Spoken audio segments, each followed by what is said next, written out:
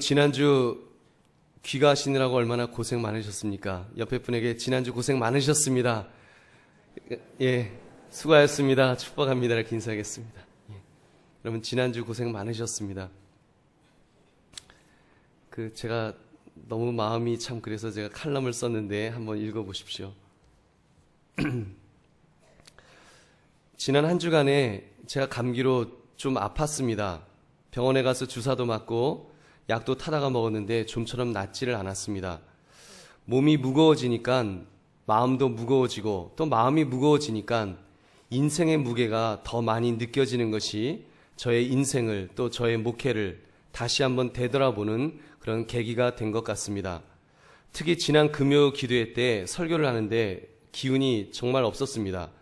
전에는 아랫배에 힘을 주고 이렇게 잔뜩 이렇게 힘을 주고 설교를 했었는데 지난 금요일은 이런 기도를 했습니다. 하나님, 제가 그동안 하나님 의지한다고 하면서도 실상은 설교 잘하겠다고 욕심에 아주 목에 힘 잔뜩 넣고 그렇게 설교했었군요. 오늘은 뭐 하는 수 없이 제가 하나님 의지하고서 그냥 힘 빼고 주님만 의지하며 쉽게 설교하겠습니다. 이렇게 기도를 하고 그렇게 설교를 했습니다.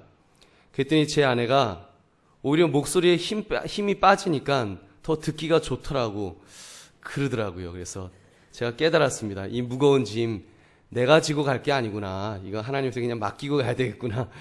이런 마음을 깨달으면서 오늘 본문의 말씀을 계속 묵상하였습니다. 사랑하는 성도님들, 여러분들은 어떻습니까? 여러분들도 인생을 좀 잘 살아보려고 어깨에 잔뜩 힘을 주시기도 하고 또 허벅지 근육을 돌덩이처럼 단단하게 만들면서 내 힘으로 살아보려고 애쓰다가 오시지는 않으셨는지요? 혹시 그렇게 살다가 오늘 주일을 맞이한 분은 안 계십니까? 아무튼 많은 분들이 인생의 무게가 참 무겁다라는 그런 생각을 하실 것입니다. 저는 인생의 무게가 정말 무겁다는 것을 언제 느끼는가 하면 한겨울에 퀵 서비스 하는 아저씨들이 짐 잔뜩 싣고서 오토바이 타시는 거 보면 전 참 아주 마음이 참 아픕니다. 자동차 안에 있는 사람도 이렇게 날씨가 추워서 막 어쩔 줄 몰라 하는데 저분들은 얼마나 추우실까? 이 상상이 안 갑니다. 저는 그 오토바이의 산더미처럼 쌓이는 물건을 보면서 저것이 우리 인생의 무거운 짐이겠구나 하는 생각을 해보곤 합니다. 우리 인생이라는 것이 이런저런 모습으로 몸이 고생을 하든 마음이 고생을 하든 무거운 짐에 눌려서 살고 있습니다. 그래서 어떤 분들은 그 짐 무게가 너무 무거워서 못 견디겠다고 스스로 목숨을 끊기도 합니다. 어떤 분들은 현실 도피를 하며 노숙자로 전락되기도 합니다. 때로는 수단 방법을 가리지 않고 범죄를 해서라도 그 무게를 줄여보겠느라고 양심을 팔고 심지어 신앙까지도 팔아버리는 사람들이 있습니다. 그러나 오늘 이 예배 자리에 나오신 여러분 예배 자리에 나오신 여러분들은 복이 많으신 분들인 줄로 믿습니다. 여러분 왜냐하면 주님께서 여러분을 초청해 주셨기 때문입니다. 수고하고 무거운 짐진 자들아 다 내게로 오라. 내가 너희를 쉬게 하리라. 여러분 주님께서 여러분을 초청하신 줄로 믿습니다. 오늘 이 말씀 그냥 늘상 듣는 말씀으로 넘기지 마시고 이 말씀에 반응할 수 있기를 바랍니다.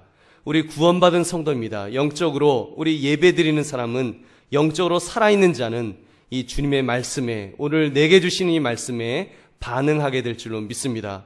그래서 주님께서 나에게 어떤 위로와 용기의 말씀을 주시는지 우리가 그것을 내 것으로 붙듭시다.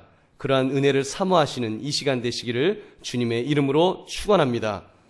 첫째, 우리 인생은 짊어져야 할 무거운 짐이 있습니다. 어떤 분은 이렇게 말합니다. 사는 것이 황홀하다. 이 말은 다하라 요네코라는 사람이 손가락 3개만 붙은 오른팔만 가지고 살면서 희망을 잃지 말자며 한 유명한 말입니다. 그러나 실상 우리가 살아가면서 진짜 황홀하다고 느낄 때는 거의 없습니다.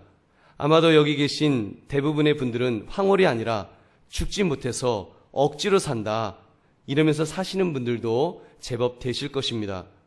솔직히 인생은 황홀한 것이 아니라 무거운 짐을 지고 사는 것과 같습니다. 그래서 예수님은 28절 전반부에서 한마디로 이렇게 말씀하셨습니다. 수고하고 무거운 짐진 자들아. 우리 모두가 수고하고 무거운 짐을 지고 있다. 예수님은 이것을 기정사실화하셨습니다. 시편 90편 10절에도 보면 모세가 이렇게 고백합니다. 우리의 연수가 70이요 강건함은 80이라도 그 연수의 자랑은 수고와 슬픔뿐이요 신속기간이 우리가 날아가나이다.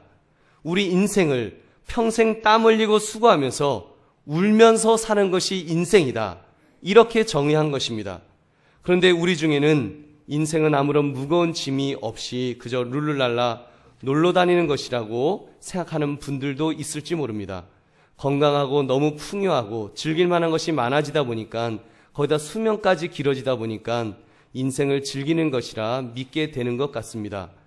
그러다 보니 기도를 하면서도 야베스의 기도, 환난을 벗어나 내게 근심이 없게 하옵소서, 요 기도만 붙들고 사는 사람들이 있습니다. 그러나 사랑하는 성도님들, 과연 환난을 벗어나 근심이 없는 삶, 인생에 무거운 짐이 없는 삶을 살 수가 있을까요? 목사님 아무개 장로님 가정 보니까, 아무개 권사님 가정 보니까, 목사님 가정 보니까 아무 염려, 근심 없는 것 같은데요. 무슨 걱정이 있으세요? 그렇게 질문하실지도 모릅니다. 과연 그럴까요? 여러분, 우리의 삶을 양파 껍질 벗기듯이 한 커플 한 커플 벗겨보면 나름대로의 다 무거운 짐들이 그 속에 있기 마련입니다. 그런 말도 있지 않습니까? 가지 많은 나무에 바람 잘 날이 없다고. 저는 그 말이 맞다고 믿습니다. 저도 결혼하고 자식 낳아서 키워보니까 점점 그 말이 이해가 갑니다. 그러니 머리가 하얗게 쇠신 우리 어르신들은 저 차목사가 이제 인생을 뭘 조금 알려고 하는구만 하면서 이렇게 끄떡이실 것입니다. 여러분, 그렇습니다. 우리 인생에는 참 무거운 짐들이 많이 있습니다. 먼저 일상의 짐이 있습니다. 요즘 일상의 짐은 과거와 비교할 때 훨씬 더 무거워졌습니다. 50도 되지 않아 조기 퇴직을 해야 하고요. 88만 원을 받는 비정규직 근로자도 있고, 자격증을 몇 개씩 따고도 직장을 구하지 못하는 만년 취업 재수생도 있습니다. 이것이 오늘의 현실입니다. 오죽하면 직장을 구하기 전에는 결혼도 하지 마라, 자식도 안 낳겠다. 한마디로 일상의 짐이 끔찍하게 무거워졌습니다. 욕망의 짐도 있습니다. 미국 일리노이대 그 에드 디너라는 교수가 미국에서 400위 안에 드는 부자들의 만족도를 이렇게 조사했습니다. 놀라지 마십시오. 그들의 만족도는 아프리카 케냐의 원주민과 비슷하게 나타났다고 합니다. 무엇을 시사해주고 있습니까? 욕망의 짐이 우리를 누르고 있습니다. 과거와 비교하면 그래도 좋은 집에서 살고 뜨거운 물 마음껏 쓸 수 있고, 냉장고도 있고 풍부한 쌀이 있고 라면도 있고 심지어 자가용까지 있는데도 우리는 과거 20년 30년 전보다 훨씬 더 궁핍함을 느낍니다. 욕망의 짐으로 인해서 상대적 빈곤감이 우리를 빈곤한 세상 속으로 몰아넣는 것입니다. 관계의 불화도 있습니다. 특히 가정 안에서 배우자와의 이런 불화 또는 자녀와의 불화는 우리의 어깨를 무겁게 만듭니다. 제가 주례하는 부부들에게는 미리 부부 상담 공부를 시킵니다. 그때 꼭 부탁하는 말이, 세상적으로 아무리 잘 나가고 돈을 잘 벌어도 건강해도 부부가 행복하지 않고 다툼이 있으면 그 인생은 불행합니다 라는 말을 합니다. 그러므로 부부는 어떻게 해서라도 연구하고 노력해서 행복한 관계를 만들어가라고 꼭 그거를 부탁합니다. 그만큼 관계 속에서 불화하게 되면 인생 전체에 과부하가 걸려서 늘 우울하고 기분 나쁜 삶을 살게 됩니다. 질병의 짐도 있습니다. 의사 선생님이 고칠 방법이 없다는 이야기를 들으면 하늘이 노랗게 변합니다. 내 부모님이, 내 배우자가, 내 자녀가 그런 질병에 걸렸을 때 우리는 감당할 수 없어 그 짐에 눌려 휘청거리고 맙니다. 그 밖에 근심의 짐, 슬픔의 짐, 불안의 짐, 고통의 짐, 두려움의 짐, 아주 짐, 이 짐보따리들이 얼마나 많은지 모릅니다. 거기다가 죄의 짐까지 우리는 더하여 집니다. 이 죄의 짐은 인생을 가장 고뇌스럽게 만드는 짐입니다. 이 짐은 보이지는 않으나 마음을 사정없이 짓누르고 생각을 억압하고 온몸을 망가뜨립니다. 그리고 이 죄의 짐은 우리에게 모든 좋은 것을 다 빼앗아 갑니다. 기쁨도 즐거움도 행복감도 재미도 평안도 심지어 건강까지도 다 빼앗는 것입니다. 사랑하는 성도님들, 어떻습니까? 그렇게 볼 때 여러분은 이 인생의 짐이 얼마나 무겁게 여러분에게 느껴지시는지요? 여러분, 한번 질문해 보면서 오늘 이 말씀을 우리 계속하여 듣기를 원합니다. 둘째, 우리 주님은 무거운 짐을 벗고 쉬라고 하십니다. 무거운 짐을 벗고 쉬라고 하십니다. 아무렇지 않으세요? 무거운 짐을 벗고 쉬라고 하십니다. 할렐루야. 여러분 생각해 보십시오. 이게 보통 말입니까? 28절 후반부를 보니까 다 내게로 오라. 내가 너희를 쉬게 하리라. 내가 너희를 쉬게 하리라 그러셨습니다. 쉬게 하리라. 쉬기를 원하신다. 주님이 말씀하십니다. 여러분 이것이 이 말씀이 믿어지시면 아멘 하시기 바랍니다. 여러분 이게 얼마나 귀한 말씀인지 아십니까? 얼마나 귀합니까? 얼마나 복된 소식입니까? 주님께서 우리를, 바로 저와 여러분을 쉬기를 원하신다라고 말씀하십니다. 우리가 언제 제일 속상하지요? 상대방이 내 수고를 알아주지 않을 때, 배려해주지 않을 때 우리는 섭섭마귀가 들어옵니다. 나를 기계로 하는가, 부려먹을 생각만 하지 내가 얼마나 힘든지, 얼마나 쉼이 필요한지 배려해주지 않는구나. 이렇게 섭섭한 마음이 드니까 집에서 아내들이 남편에게 바가지를 긁습니다. 남편들도 아내에게 내가 얼마나 힘든지 아냐 투정을 합니다. 사랑하는 성도님들, 오늘 우리 주님은 분명하게 말씀하십니다. 아무개야, 내가 너의 수고를 안다. 내가 너의 그 고통을 안다. 너의 짐이 무거운 것을 내가 안다. 나에게 오렴. 내가 너를 쉬게 해주겠다. 주께서 말씀하시는 줄로 믿습니다. 시편 103편 13절 14절을 보시면 다윗이 이렇게 고백합니다. 우리 한번 같이 읽겠습니다. 시작. 아버지가 자식을 긍휼히 여김같이 여호와께서 자기를 경외하는 자를 긍휼히 여기시나니 이는 그가 우리의 체질을 아시며 우리가 단지 먼지뿐임을 기억하심이로다. 아멘. 지금 누구처럼 걱정해 주신다는 것입니까? 아버지가 자녀를 측은히 여기시는 것처럼 하나님께서 저와 여러분을 불쌍히 여기시는 줄로 믿습니다. 그 하나님은 우리의 체질을 아신다고 하셨습니다. 우리가 얼마나 쉽게 스트레스를 받는 체질인지, 우리가 얼마나 연약한지, 조그만 무게에도 찌그러지고 금이 가고 부서지는 먼지 같은 존재인지를 하나님께서 다 아신다라고 말씀하십니다. 그러므로 시편 기자는 하나님에 대하여 이렇게 고백합니다. 시편 68편 19절 말씀 우리 같이 읽겠습니다. 시작. 날마다 우리 짐을 지시는 주 곧 우리의 구원이신 하나님을 찬송할지로다. 아멘. 무엇을 해주신다고요? 우리의 짐을 져주신다. 얼마 동안 져주신다고요? 일주일? 한 달? 얼마 주신다고 그러셨습니까? 날마다 매일매일 주님 만나는 그날까지 주님께서 우리의 짐을 져주신다라고 말씀하십니다. 제가 이번에 아파 보니까 이 말씀이 제게 얼마나 위로가 되는지 모릅니다. 주님, 나는 제가 이렇게 생긴 것보다 조금 워커홀릭 같습니다. 멈추지 않는 이 전차처럼 인생의 수레바퀴를 돌리면서 앞으로 달려가기만 했는데 멈추면 죽는다고 생각했는데 인생의 주관자 되신 하나님께서는 제게도 쉼을 얻기를 원하신다. 저는 이 말씀이 제게 그렇게 들렸습니다. 여러분들에게도 그렇게 들리실 줄로 믿습니다. 그래서 하나님께서 저와 여러분에게 이번 구정을 주신 줄로 믿습니다. 그것도 시골에도 오지 말라고 하면서 구정을 주신 줄로 믿습니다. 여러분, 푹 쉬십시오. 그렇습니다. 사랑하는 성도님들, 우리 주님은 우리가 이 인생의 짐에 눌려 살기를 원하지 않으십니다. 우리가 이 인생의 짐에 치여 살기를 원하지 않으십니다. 주님은 우리가 주님 안에서 그 짐을 내려놓기를 원하십니다. 그 짐은 주님께서 대신 져주시겠다라고 그렇게 말씀하십니다. 우리는 주님에게 지치고 힘든 어깨를 맡기기만 하면 됩니다. 그 다음은 주님께서 알아서 해주실 것입니다. 그렇게 우리 주님이 원하신 대로 참된 쉼을 누리며 살아가시는 저와 여러분이 되시기를 주님의 이름으로 축원합니다. 그것이 바로 세 번째, 그 쉼을 예수님 안에서 누려야 한다고 말씀하십니다. 29절 30절 말씀 우리 같이 읽겠습니다. 시작. 나는 마음이 온유하고 겸손하니 나의 멍에를 메고 내게 배우라. 그리하면 너희 마음이 쉼을 얻으리니 이는 내 멍에는 쉽고 내 짐은 가벼움이라 하시니라. 아멘. 여러분, 이 말씀 중에 29절 앞에 있는 구절에서 해결의 단서를 찾을 수 있습니다.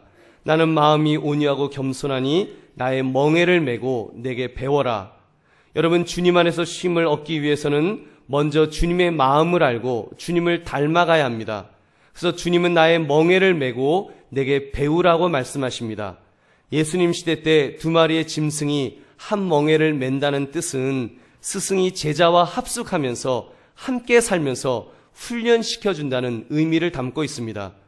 여러분 상상이 되십니까? 우리 주님께서 내가 아무개야, 내가 너에게 가르쳐 주겠다. 내가 너에게 쉬는 법을 가르쳐 주겠다라고 말씀하십니다. 여러분 예수님이 우리에게 오셔서 아무개야, 너 그냥 저쪽 구석에서 쉬어. 수고했다. 저 구석에서 쉬어라. 이렇게만 해도 감사할 텐데 우리 주님께서 말씀하시기를 내가 너와 함께하면서 내가 너와 합숙하면서 내가 너와 생활하면서 내가 너에게 가르쳐 주기를 원한다. 예수님은 이렇게 우리에게 말씀하십니다. 여러분 그 초대에 우리 참으로 응할 수 있는 저와 여러분 되시기를 주님의 이름으로 축원합니다. 이 시간 주님의 2가지 초대를 들으십시오. 여러분 그렇게 하기 위해서 첫째, 우리 기도를 통해 주님의 마음을 배워야 합니다. 기도를 통해서 기도해야 합니다. 여러분 기도를 통해서 주님의 마음을 배우는데 주님의 마음이 어떠하시다고 하셨습니까? 성경을 보니까 온유하고 겸손하다고 하셨습니다. 여러분 온순과 온유는 다릅니다. 온순은 자연적인 성품이고 온유는 하나님께서 바꾸어 주신 성품입니다. 온순은 겉사람의 성품이고 온유는 속사람의 성품입니다. 온순하면서도 자기 고집대로 사는 사람이 얼마나 많은지요. 그러나 온유한 사람은 자기를 부인하고 하나님의 뜻대로 삽니다. 온순하면서도 예수님을 안 믿을 수 있지만 온유는 하나님의 뜻을 받아들이는 것입니다. 즉 철저하게 자기 자신을 하나님께 복종시키는 삶입니다. 다 내려놓고 하나님 앞에 복종하는 것입니다. 사도 바울은 예수님을 가리키면서 온유하고 겸손의 본으로 빌립보서 2장 5절부터 8절의 말씀을 우리에게 가르쳐주고 있습니다. 우리 한번 같이 읽겠습니다. 시작. 너희 안에 이 마음을 품으라. 곧 그리스도 예수의 마음이니 그는 근본 하나님의 본체시나 하나님과 동등됨을 취할 것으로 여기지 아니하시고 오히려 자기를 비워 종의 형체를 가지사 사람들과 같이 되셨고 사람의 모양으로 나타나사 자기를 낮추시고 죽기까지 복종하셨으니 곧 십자가에 죽으심이라. 아멘. 바로 이 모습이 온유하고 겸손한 사람의 모습입니다. 여러분 우리 주님은 낮아지시기 위하여 이 땅에 오셨다 그러셨습니다. 이기기 위하여 오신 것이 아니라 져주기 위해서 오셨습니다. 출세하기 위한 것이 아니라 희생하기 위해서 오셨습니다. 움켜쥐기 위한 것이 아니라 베풀기 위하여 오셨습니다. 일부러 져주시고 일부러 매도 맞아주시고 일부러 수모도 당하셨습니다. 십자가 위에서 저와 여러분의 죄값을 치루어 주시기 위하여 가장 비천한 자리까지 예수님은 기꺼이 가셨습니다. 여러분 기도를 통해 그 주님의 성품 온유와 겸손을 배우면 여러분 우리도 예수님처럼 그렇게 닮아지게 될 줄로 믿습니다. 자기를 비운 사람, 철저하게 자기를 부정하는 사람, 자기를 낮추고 온유와 겸손의 성품을 가지게 되면 그 사람의 인생은 달라집니다. 왜 우리의 인생의 짐이 무겁게만 느껴집니까? 내가 더 유능해야 되고 내가 더 잘 나가야 하고 내가 더 출세해야 되고 더 높아져야 되고 더 많이 가져야 되겠다는 이 강박관념이 이 욕심을 못 내려놔서 이 욕심이 나를 사로잡고 있기 때문에 우리가 인생의 무게가 무겁다고 느껴지는 것은 아닌지요. 여러분 지금의 가치 이제 우리가 주님을 통해서 기도를 통해서 이 온유와 겸손의 마음을 배우면 지금까지 내가 붙들었던 가치들 출세, 안정, 성공, 평안, 자랑 이런 것들 다 내려놓게 될 줄로 믿습니다. 내려놓게 해달라고 하나님께 기도합시다. 성령 하나님께 간절히 간구합시다. 내 의지만으로 안 바뀌어지면 성령님께서 온유의 열매, 겸손의 열매를 맺게 해주시면 저절로 바뀌게 될 줄로 믿습니다. 여러분 나를 누르고 있던 인생의 짐들이 나도 모르게 내려놓아지는 경험을 하게 될 줄로 믿습니다. 이렇게 주님처럼 내려놓는 연습, 온유와 겸손의 모습을 훈련하시는 저와 여러분 되시기를 주님의 이름으로 축원합니다. 둘째, 우리의 짐을 주님의 짐으로 바꾸어 짊어집시다. 다른 말로 하면 사명의 짐으로 바꾸자는 말입니다. 사명을 붙들면 쉼을 얻을 수 있습니다. 좀 아이러니하지요. 어떻게 사명을 붙드는데 무거운 짐이 내려집니까? 사명을 붙들면 무거운 짐에다가 플러스해서 그 사명까지 플러스돼서 큰 부담감, 스트레스, 더 이렇게 짓누를 것 같은데 어떻게 가벼워진다고 말씀합니까? 여러분, 사명을 붙드는 공식은 일반 수학의 덧셈 공식이 아닙니다. 뺄셈 공식입니다. 사명의 짐을 지려면 인생의 짐을 벗어버려야 합니다.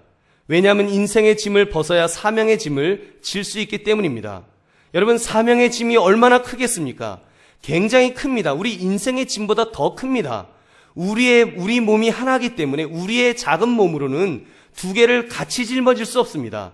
사명의 짐을 짊어지려면 반드시 인생의 무거운 짐은 내려놓아야 합니다.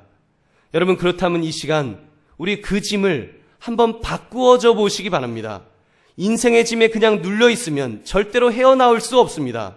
그 짐 때문에 우리는 충분히 눌려 있었고 그 짐 때문에 충분히 괴로워했습니다.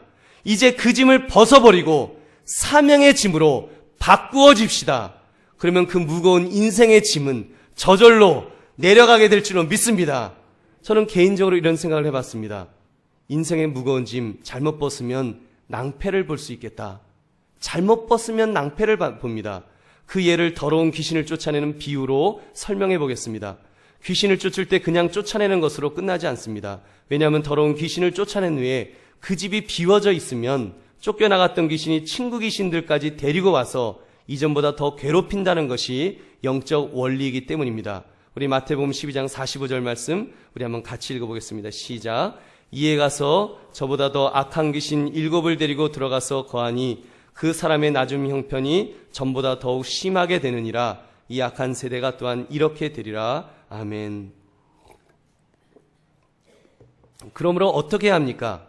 귀신을 쫓아내었다면 그 빈집에 성령 충만으로 채워야지 완성됩니다. 거룩한 것으로 꽉 채워 넣어야 악한 귀신이 다시는 들어오지 못합니다. 쉼도 마찬가지라고 생각합니다. 우리가 인생의 짐을 벗어버린다고 실제로 자유로워지는 것은 아닙니다. 인생의 짐 벗겨진다 자기 체면을 한다고 되는 것이 아닙니다. 잘못 벗었다가는 다른 고뇌, 다른 범민들까지 때로 몰려올 것입니다. 그러므로 어떻게 해야 합니까? 주님이 주시는 사명을 붙들어야 됩니다. 주님이 주시는 그 사명의 짐을 명확하게 짊어져야 합니다. 그럴 때 놀라운 기적이 일어납니다. 여러분, 내 마음이 주님을 향한 열정으로 뜨거워지고 주님께서 주신 사명을 어떻게 감당할 것인가를 고민하게 되면 다른 삶의 염려들은 하찮게 보이기 시작합니다. 그렇게 심각하게 생각했던 생활의 문제들이 시시하게 보일 것입니다. 작게 보일 것입니다. 왜요? 나는 가장 높은 분의 분부를 받드는 사명자가 되기 때문입니다. 그 사명만 붙들면 지난번에 무엇이라고 말씀을 드렸습니까? 하나님 회사에 취직이 된다고 했습니까? 안 된다고 그랬습니까? 하나님 회사에 취직이 됩니다. 여러분, 만약 천국 주식회사 직원으로 파견되어 나온 해외 주재원이라고 한번 가정해 보십시오. 저는 미국에서 해외 주재원을 많이 봤습니다. 해외 주재원은요, 이 국내에서 대우받는 거하고는 이렇게 대우하는 것이 파격적입니다. 기름값이요? 회사에서 대줍니다. 전기세요? 회사에서 대줍니다. 집세요? 회사에서 대줍니다. 아이들 교육비요? 회사에서 대줍니다. 건강보험료? 회사에서 다 대줍니다. 그리고 또 월급도 또 뒤로 한국에서 또 월급도 또 줍니다. 그러므로 천국 주식회사 직원은 무엇만 생각하면 되겠습니까? 자기가 파견되어 나온 목적, 사명, 그의 나라와 그의 의, 이것만 꽉 붙들고 있으면 나머지는 여러분 한번 따라해 보시기 바랍니다. 하나님이 다 해주십니다. 다 해주십니다. 다 해주실 줄 믿습니다. 믿으시면 아멘 하시기 바랍니다. 여러분, 이 이야기를 아주 감동적으로 표현하는 다른 예화가 하나 있습니다. 일명 독수리 휴가 방법입니다. 독수리가 낮은 창공을 날 때에는 시끄러워서 못 산답니다. 참새 소리 짹짹짹짹거리지요. 까마귀가 깍깍거리지요. 까치도 같이 떠들지요. 거기다 고물장사 아저씨 또 시끄럽게 하시지요. 과일 파는 또 아저씨 또 용달차에서 또 막 소리 나지요. 그냥 소리 때문에 귀가 따가워서 정신이 없어서 독수리가 못 살겠다 그런답니다. 그럴 때 독수리가 하는 휴가 방법이 한 가지가 있습니다. 그것은 다 내려놓고 높은 창공을 향해서 올라간답니다. 자기가 올라갈 수 있는 가장 높은 항공, 하늘 꼭대기까지 쭉 올라가면 어떻게 될까요? 그곳은 잡스러운 새들은 감히 올라올 수도 없는 높이입니다. 거기에는 잡스러운 소리가 전혀 들리지 않는 고요함이 있다는 것입니다. 바람 소리조차도 바로 그곳에는 아주 고요함만 있는 그곳에서 독수리가 이렇게 싹 나르면서 우리 가끔 보잖아요. 이렇게 옛날에 어렸을 때 보지 않습니까? 독수리가 높은 곳에서 아주 여유 있게 이렇게 나르는 그 모습들. 그게 유유히 창공을 나른다는 것입니다. 우리 인생도 마찬가지입니다. 저는 이것을 목회에 그대로 적용합니다. 교회를 섬기다 보면 이런저런 문제들이 생깁니다. 장애물을 만날 때도 있고 위기를 만날 때도 있고 심지어 생사의 기로에 설 때도 있습니다. 작은 교회일수록 더 그렇습니다. 지금도 저에게 많은 편지들이 옵니다. 목사님 정말 살 수가 없습니다. 이렇게 지원해달라는 그런 편지들이 많이 날라옵니다. 그럴 때마다 그런 문제들이 있을 때마다 여러분 목회자가 어떻게 살 수가 있겠습니까? 여러분 심지어 어떤 때는 정말 그 빌려보던 예배 처소를 나가라, 방 빼라. 여러분 이랬을 때 하늘이 무너지는 것 같은 그 괴로움과 그 충격이 있습니다. 그거를 그 짐으로 받고 스트레스로 받으면 못 삽니다. 살 수가 없습니다. 여러분 근데 지금까지 제가 머리가 아직 휘어지지 않고 아직 제 염색 안 했습니다. 아직 휘어지지 않고 머리카락도 이렇게 덜 빠진 비법을 공개합니다. 저는 하나님 앞에 그럴 때 기도합니다. 하나님, 나의 비전을 붙들겠습니다. 저는 좋은 목사 되기를 원합니다. 저는 좋은 설교자 되기를 원합니다. 저는 하나님이 끝까지 깨끗하게 쓰시는 목회자 되기를 원합니다. 저는 이것 놓고 기도합니다. 여러분 이 사명이 다시 제 가슴 속에서 깨달아지면 제 심장이 뛰고요. 피가 뜨거워지고요. 비전이 생기고요. 그리고 환경보다 나를 붙드시는 하나님이 보이기 시작합니다. 할렐루야. 여러분 그런 목사 하나님께서 나머지는 모두 책임져 주실 줄로 믿습니다. 지금까지 책임져 주셨습니다. 여러분 그런 모습이 우리 모든 성도님들에게도 있기를 주님의 이름으로 축원합니다. 주님께서 무엇이라고 말씀하셨습니까? 무엇을 먹을까, 무엇을 입을까, 무엇을 마실까 염려하지 마라. 그런 것은 이방인들이 믿지 않는 사람들이 구하는 것이다. 오로지 그의 나라와 그의 의를 구해라. 그러면 모든 것은 내가 다 책임져 주겠다라고 주님이 말씀하십니다. 사랑하는 성도님들, 우리 그냥 사명자가 아닙니다. 우리는 그냥 사명자가 아닙니다. 저만 사명자가 아니고 여러분들도 사명자인데 그냥 사명자가 아닙니다. 사명자 중에도 왕같은 제사장으로 부름받은 사명자들인 줄로 믿습니다. 왕이 어떤 사람들인가요? 왕이 무엇을 먹을까, 무엇을 입을까를 염려하는 사람인가요? 그런 것들은 스케일이 맞지 않습니다. 대신 무엇을 생각합니까? 나라의 안위와 국가의 부흥, 사명을 붙들고 있습니다. 여러분 저와 여러분의 모습 속에도 그런 모습이 있기를 주님의 이름으로 축원합니다. 기왕 한 번 왔다가 가는 인생입니다. 저도 한 번 왔다가 가는 인생이고 여러분도 한 번 왔다가 가는 인생입니다. 우리의 인생이 길지 않습니다. 얼마 남지 않았습니다. 여러분 이 인생에 어떻게 사시겠습니까? 어떻게 살다가 가시겠습니까? 우리 기왕 사는데 여러분 머리털이 휘어지는데 콩나물값 때문에 머리털이 휘어져서야 되겠습니까? 여러분 콩나물값 때문에 머리털이 휘어지는 것이 아니라 여러분의 가슴 속에 지금 이 시간에도 박해받고 순교하고 있는 지구촌의 형제 자매들을 위해서 크리스찬들을 위해서 우리 안타까운 기도를 해야 될 줄은 믿습니다. 세계 선교를 가슴에 품고 기도하는 사명자 되기를 주님의 이름으로 축원합니다. 내 남편 월급 깎일까봐 여러분 발발 떠는 것이 아니라 내 남편 아직도 구원받지 못한 것 때문에 괴로워하고 기도하는 기도의 사명자 되어야 될 줄로 믿습니다. 내 자녀 언제 정규직에 취직될까 그거 초조하게 생각하지 마시고 내 자녀 언제 주일학교 교사로 봉사할지 기도하는 어머니, 기도하는 아버지가 돼야 할 줄로 믿습니다. 그렇게 사명을 먼저 붙드실 때 여러분의 삶에 여러분의 삶에 염려하고 있던 그 모든 인생의 무거운 짐들은 하나님께서 다 제거하여 주실 줄로 믿습니다. 다 짊어져 주시는 것입니다. 여러분, 그렇습니다. 말씀을 맺습니다.